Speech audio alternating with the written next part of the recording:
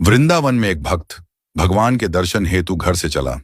जब मंदिर के पास वाली गली में पहुंचा तो देखा मंदिर के समीप एक मिठाई की दुकान थी।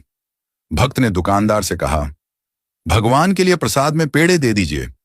दुकानदार पेड़े तोल ही रहा था, तभी उसकी नजर सामने खड़े एक बच्चे पर पड़ी। छोटा सा बच्चा चिलचिलाती धूप में नंगे पैर तपती धरती पर खड़ा था, हाथ में फूल मालाएं ली। वो पुकार रहा था, भगवान के लिए फूल ले लो, फूल माला ले लो। हर आते जाते भक्त की दृष्टि उस बच्चे के पैरों पर पड़ी। न चप्पल न जूते। धरती इतनी तप रही थी कि बच्चा कभी एक पैर को ऊपर रखता तो कभी दूसरे को।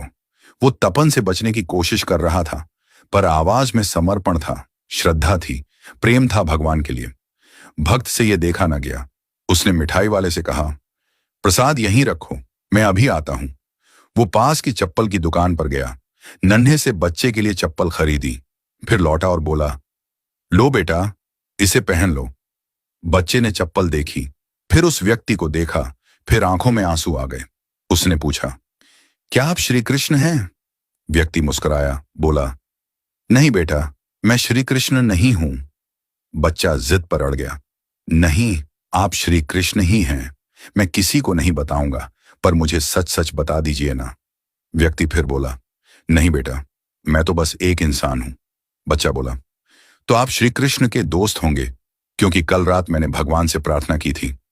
भगवान, बहुत गर्मी है, मेरे पास चप्पल नहीं है, मेरे पैर जलते हैं, कृपा करके मुझे चप्पल दे दो।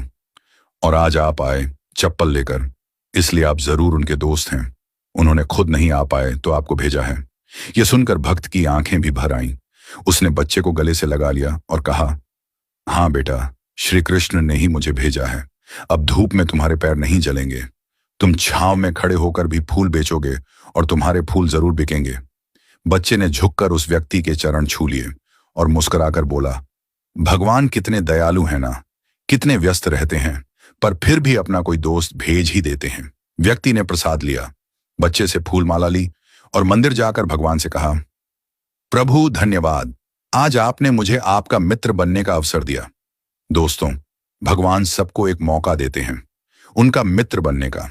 यह हम पर निर्भर करता है कि हम उनके इस निमंत्रण को पहचानते हैं या नहीं। हर व्यक्ति, हर जीव भगवान के सामने नतमस्तक होता है, भगवान के सामने अपनी इच्छा रखता है, भगवान को अपने दुख बताता है, अपनी परेशानी बताता है, भगवान के साथ अपने हालात साझा करता है, और भगवान किसी भी जीव के भीतर प्रकट होकर के उस व्यक्ति की मदद करते हैं। यदि आप चाहते हैं कि आपको भी वो मौका मिले कि भगवान आपके भीतर प्रकट